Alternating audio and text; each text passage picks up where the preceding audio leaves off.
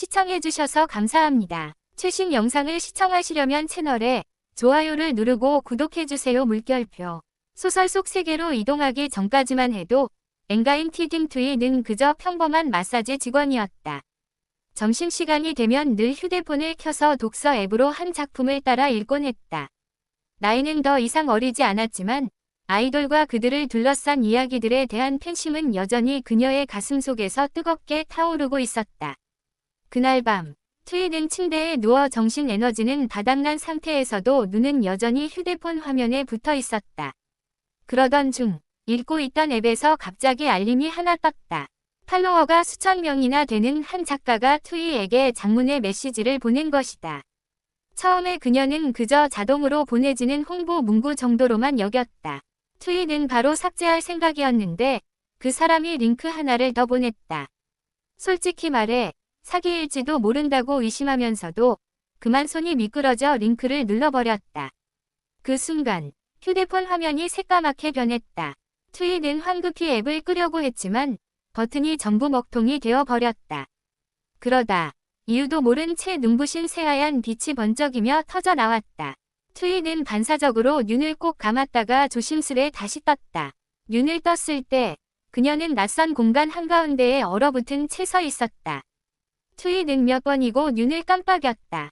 트위, 분명 방에 누워 있었는데 왜 내가 여기 서 있지? 머리가 상황을 이해할 틈도 없이 트위는 눈앞에 새까만 그림자가 자신을 향해 손가락질하며 고함치는 바람에 깜짝 놀랐다. 아, 세상에나. 거기서 멍하니 서 있으면 어떡해요. 얼른 녹음실로 가서 크라운 애들 픽업해와요. 도대체 회사가 왜 이렇게 굼뜨고 게으른 사람을 아이돌 매니저로 뽑은 건지 모르겠다니까. 여자의 시큰둥한 목소리를 가진 그림자가 트위의 발을 밟고 사라졌다. 그녀는 주위를 둘러보았지만 얼굴 없는 그림자들만 보였다. 마치 유령 같았다. 녹음실은 어디 있는 걸까? 이 유령 같은 그림자들은 대체 뭐지? 수천 개의 의문이 머릿속에 떠올랐고 머릿속에 빙빙 도는 동안 기계음이 울려 퍼졌다. 팬이 집필한 판타지 소설 속으로의 시간 여행을 축하드립니다.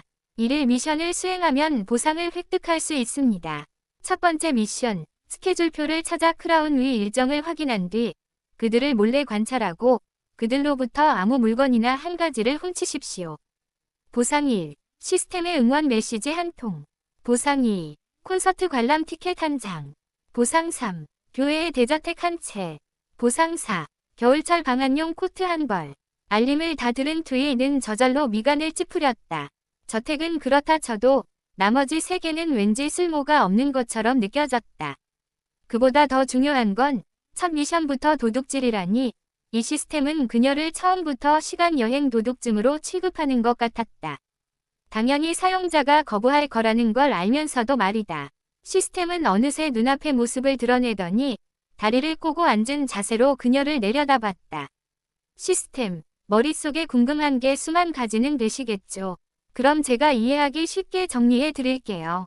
앞으로 당신은 크라운 위 매니저이자 소설 속에서 배경만 채우는 단역 조연 역할을 맡게 됩니다. 그리고 잘 기억해 두세요. 저는 당신이 미션을 포기하는 걸 절대 허용하지 않을 겁니다. 안 그러면 바로 폭발이에요. 자, 일단 차에 타세요. 운전은 제가 도와드릴게요. 살면서 한 번도 겪어본 적 없는 황당한 상황에 트위는 이를 악물고 겨우 마음을 다잡았다. 마지못해 차에 올라타 안전벨트를 매고 운전하는 척 핸들을 잡았다. 창 밖으로는 이름 모를 검은 그림자들로 길이 빽빽하게 채워져 있었다. 경험과 눈치로 대충 짐작컨대 아마 모두 자신처럼 배경용 엑스트라 캐릭터들인 것 같았다. 도착해서 그녀는 아이돌들의 일정이 빼곡히 적힌 두꺼운 다이어리를 들고 심호흡을 한 번 한 뒤 문을 열고 안으로 들어갔다. 안쪽은 따뜻한 노란 조명이 방 안을 환하게 비추고 있었다. 그리고 그들을 보는 순간 여기서 누가 주인공인지 바로 알 수 있었다. 얼굴조차 없는 그림자들이 아니라 뚜렷한 이목구비와 개성을 가진 사람들. 바로 아이돌 그룹 크라운 위 멤버들이 녹음의 한창이었다. 아이돌들이 일하는 공간에 실제로 들어와 본 건 처음이어서 트위의 마음속 어딘가에서 작은 동경이 살짝 고개를 들었다. 하지만 그녀는 금세 그 감정을 눌러 담았다. 트위, 모두들, 녹음 끝나면 바로 안무 연습실로 이동해야 해요. 괜찮죠? 그녀는 안경테를 고쳐 쓰며 최대한 또렷하고 전문적인 목소리로 말했다. 이 그룹 멤버들은 한 명 한 명만 보면 각자 개성이 강해 조금 따로 노는 느낌인데 함께 모이면 놀라울 정도로 조화로웠다. 갈색 머리카락에 외국계 분위기가 살짝 나는 마크가 조심스레 다가와 스케줄을 확인하고 싶다는 듯 손을 내밀었다.